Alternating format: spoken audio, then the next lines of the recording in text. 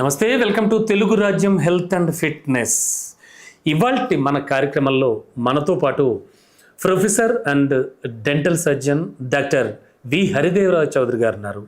సార్తో మాట్లాడదాం. అలాగే ఇటీవల కాలంలో పెరుగుతున్నటువంటి డెంటల్ ప్రాబ్లమ్స్, వాటికి సంబంధించి పరిష్కార మార్గాలు అండ్ ముఖ్యంగా ఆధునిక యుగంలో రకరకాల కారణాలతో శరీరంలో ఉన్నటువంటి ప్రతి భాగానికి కూడా ఏదో విధంగా సఫర్ అవుతూనే ఉంటున్నాయి. మరి నేపథ్యంలో డెంటల్ అంటే చాలా ముఖ్యమైనటువంటి పార్ట్. దంత సంబంధ వ్యాధులతో చాలామంది ఇబ్బందులు పడుతున్నారు. అయితే ఇవన్నీ కాకుండా కూడా మోరోవర్ అసలు అత్యాధునిక టెక్నాలజీ ఎలా వచ్చింది, డెంటల్కి సంబంధించి కొత్త పోకడలు ఎలా ఉన్నాయి, ఈ టెక్నాలజీని డాక్టర్ గారు ఎలా ఉపయోగిస్తూ ఉన్నారు అండ్ ఇక్కడికి వచ్చేటువంటి పేషెంట్స్కి ఆయన ఇచ్చేటువంటి ట్రీట్మెంట్ కానీ ఇవన్నీ కూడా అడుగుదాం.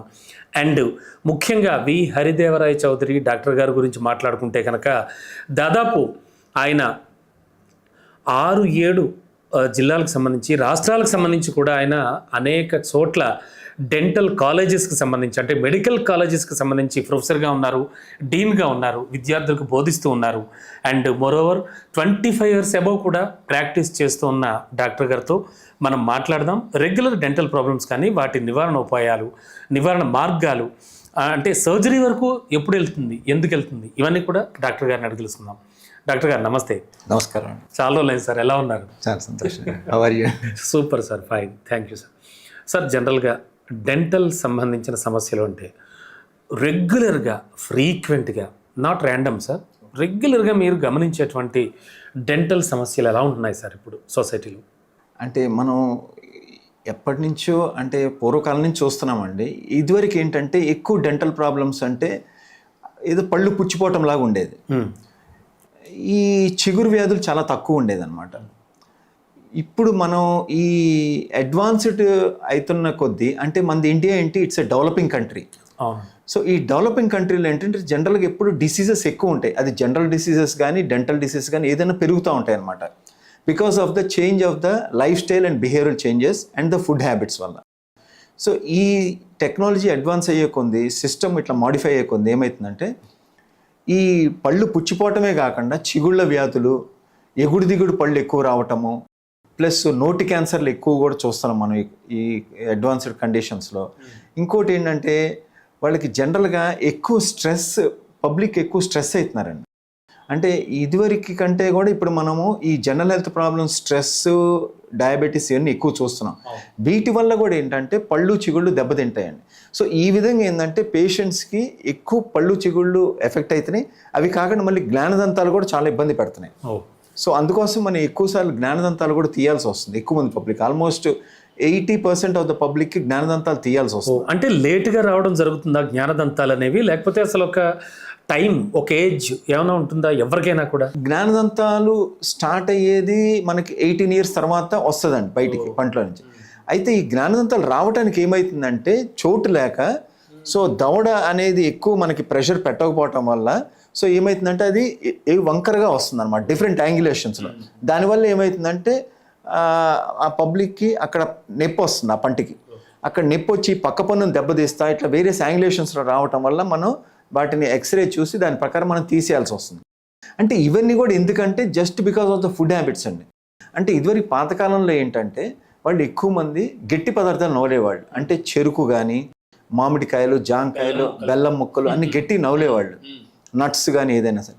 ఇప్పుడు ఏమైందంటే మనకి జస్ట్ మనము ఒక చెరుకు రసం కావాలంటే అక్కడికి వెళ్ళి మనం మెషిన్లో చెరుకు రసం తీసిస్తారు గ్లాస్లో. అది ఫైన్ చెరుకు రసం. మన ముక్కలు తినేవాళ్ళు తక్కువ, చెరుకు ముక్కలు తినేవాళ్ళు అసలు తక్కువ కదా, అసలు లేరు. అసలు ఎక్కడ విలేజెస్లో కూడా ఎవరు తింటలేదు, అన్ని జ్యూస్లే. అట్లాగే ఈ ఫుడ్ కూడా ఏంటంటే ఓన్లీ సాఫ్ట్ డైట్కి వెళ్తున్నారు. ఈవెన్ హోటల్స్కి వెళ్ళి కూడా ఏంటంటే నాన్ వెజ్ చెప్పాలన్నా కూడా బోన్లెస్ అని చెప్తున్నారు. బోన్స్ కూడా ఎవరు తింటలేదు. సో దానివల్ల ఏమవుతుందంటే ఈ ఫోర్సెస్ తక్కువ అయిపోతుంది. ఫోర్సెస్ తక్కువ అయ్యే కొద్ది ఏమవుతుందంటే ఈ ఎముకలు పెరగట్లేదు. ఈ ఎముక పెరగపోవటం వల్ల ఏమవుతుందంటే ఈ జ్ఞానదంతాలు అనేవి రావడానికి చోటు లేక స్ట్రైట్గా పక్కన యాంగులేషన్స్లో వస్తున్నాయి. అప్పుడు ఆ పక్క పళ్ళని దెబ్బతీస్తా, ప్రెషర్, పెయిన్ రావటం వల్ల ఆ పళ్ళని మనం తీయాల్సి వస్తుంది. ఇవి కూడా కామన్ ప్రాబ్లమ్స్ అయిపోయినాయండి ఎక్కువ.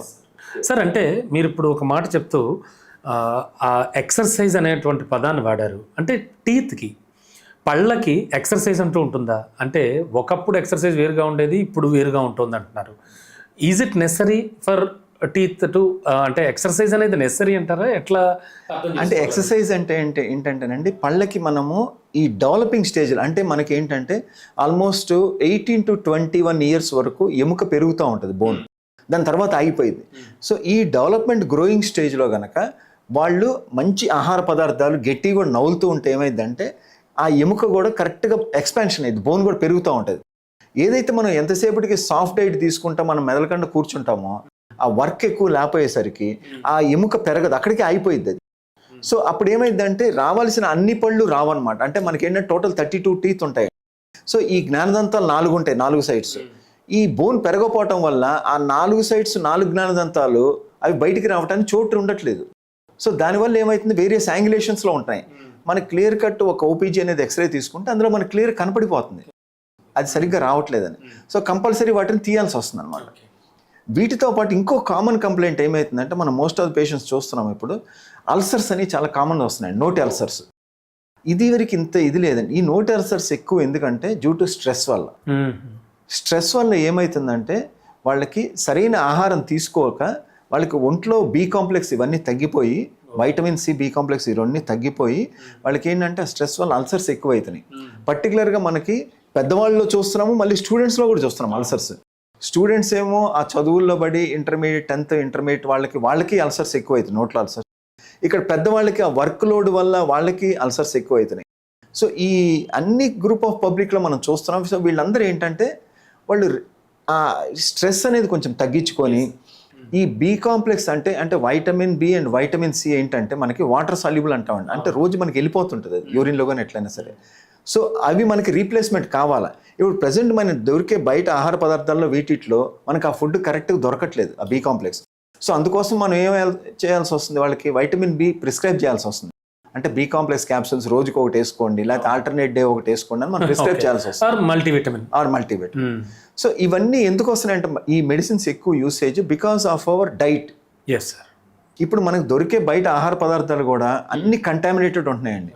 వెజిటేబుల్స్ కానీ ఫ్రూట్స్ కానీ అన్ని కంటామినేటెడ్ ఉంటున్నాయి, అన్ని కెమికల్స్తో ఉంటున్నాయి. సో వీటి వల్ల ఏమవుతుందంటే ఈవెన్ లాంగ్ టర్మ్లో మనం చూస్తుంటే వాళ్ళకి క్యాన్సర్స్ కూడా పెరుగుతున్నాయండి. సో ఇవన్నీ అంటే వీటన్నిటికీ ఏంటంటే గవర్నమెంటే ఒక సొల్యూషన్ చూడాలండి. ఇండివిజువల్గా మనం ఏం చేయలేము. అంటే మనకు వచ్చే ఈ ఆహార పదార్థాలు ఎక్కడి నుంచి వస్తున్నాయి ఇవన్నీ గవర్నమెంట్ మానిటర్ చేసుకోవాలండి. మనం ఏం చేయలేమండి. ఇది మానిటర్ చేసుకొని మంచి ఆహార పదార్థాలు మనకి పబ్లిక్కి కనుక సర్వ్ చేస్తూ ఉంటే సో దట్ అందరూ హెల్తీగా ఉంటారు. సో ఫస్ట్ థింగ్ ఏంటంటే మనం చెప్పేది ఏంటంటే ఆల్వేస్ హెల్త్ ఈజ్ ఇంపార్టెంట్ అండి. First priority health and next is the education. Health and education కనుక సైమల్టేనియస్ ఉంటే కంట్రీ మాత్రం చాలా ఎదిగిద్దండి. డెఫినెట్లీ సార్, చాలా డెవలప్మెంట్ ఉంటుంది. అండ్ డాక్టర్ గారు మీరు ఇందాక ఒక మాట చెప్తూ కూడా ఒకటి అన్నారు, జనరల్గా స్ట్రెస్ వల్ల అంటే మానసిక ఒత్తిడి, ఈ ప్రెషర్స్ వల్ల మనం రెగ్యులర్గా చూస్తుంటే కనుక వచ్చే ప్రాబ్లమ్స్ బీపీ అని, లేకపోతే షుగర్ అని, డయాబెటీస్ అని, అల్సర్స్ అని, ఇలా రకరకాల వ్యాధులు వస్తాయి అని విన్నాం. బట్ పళ్ళకి కూడా అంటే దంత సంబంధిత వ్యాధులు రావడానికి ప్రధాన కారణం ఈ స్ట్రెస్ అవుతోందా? స్ట్రెస్ వల్ల కూడా ఇలాంటి వ్యాధులు వస్తాయా? పళ్ళకి సంబంధించి కూడా వ్యాధులు వస్తాయా? వస్తాయండి. స్ట్రెస్ వల్ల ఏమైందంటే బాడీలో చేంజెస్ అయ్యి అటు హార్మోనల్ చేంజెస్, ఇటు వీళ్ళకి బి కాంప్లెక్స్ తగ్గిపోవటం వల్ల జనరల్గా ఏమైందంటే నోరు డ్రై అయిపోయిందండి. మన నోట్లో ఉమ్ము అనేది ఎప్పుడు ఉంటే అది తడిగా ఉంటే నోట్లో ఉన్న బ్యాక్టీరియాని కంట్రోల్ చేయగలదు. ఎందుకంటే ఆ ఉమ్ములో ఒక్కొక్కసారి మనకి యాంటీ ఎంజైమ్స్ ఉంటాయి అన్నమాట, లైసోజైమ్ అని ఎంజైమ్స్ ఉంటాయి. అవి ఏం చేస్తాయంటే ఈ బ్యాక్టీరియాని కిల్ చేస్తాయి. కానీ ఎప్పుడైతే నోరు డ్రై అవుతుంటుందో అంటే స్ట్రెస్ఫుల్ కండిషన్స్లో ఏమైందంటే తొందర నోరు డ్రై అవుతుంది. ఓకే, దాన్ని జీరోస్టోమీ అంటాం ఆ కండిషన్ని. సో ఆ జీరోస్టోమీ కండిషన్స్ ఎప్పుడెప్పుడు అంటే మనకి ఈ డయాబెటీస్ కండిషన్స్లో ఉంటుంది, బీపీ ఉన్న వాళ్ళకి ఉంటుంది, కిడ్నీ ప్రాబ్లమ్స్ ఉన్న వాళ్ళకి ఉంటుంది, ప్లస్ నార్మల్ స్ట్రెస్ అంటారు. అంటే ఇప్పుడు మనం ఈ సాఫ్ట్వేర్ని చూస్తున్నాం, వాళ్ళు ఎక్కువ స్ట్రెస్తో ఎప్పుడు కంప్యూటర్ మీదే ఉంటారు. అంటే దాదాపు 8 to 10 hours కంప్యూటర్ మీదే ఉంటారు. సో వాళ్ళకు కూడా స్ట్రెస్ ఎక్కువ ఉంటుంది. సో వాళ్ళకు కూడా నోరు తొందర డ్రై అవుతుంటుంది. సో మనం ఏం అడ్వైస్ చేస్తామంటే జనరల్గా మీరు అట్లీస్ట్ ఒక బబుల్ గమ్లో నవ్వుతూ ఉండండి అంటాం మనం. At least bubble gum, simple thing అన్నమాట. మీరు వేరే ఫుడ్ కూడా ఏం నవ్వాల్సిన మాటిమాటికి వాటర్ కూడా తాగటం మీకు కష్టమైతే జస్ట్ బబుల్ గమ్ నవ్వులండి. నవ్వులుతూ ఉంటే మీకు ఏంటంటే కొంచెం నోట్లో సెలవే వస్తుంటుంది. సో అది కంట్రోల్ ఉంటుంది. సో జనరల్గా ఏమైందంటే మనం కొంతమందిలో అబ్జర్వ్ చేస్తుంటాం, ఇప్పుడు బ్యాడ్ బ్రెత్ అనేది వస్తుంటుంది, నోటి దుర్వాసన.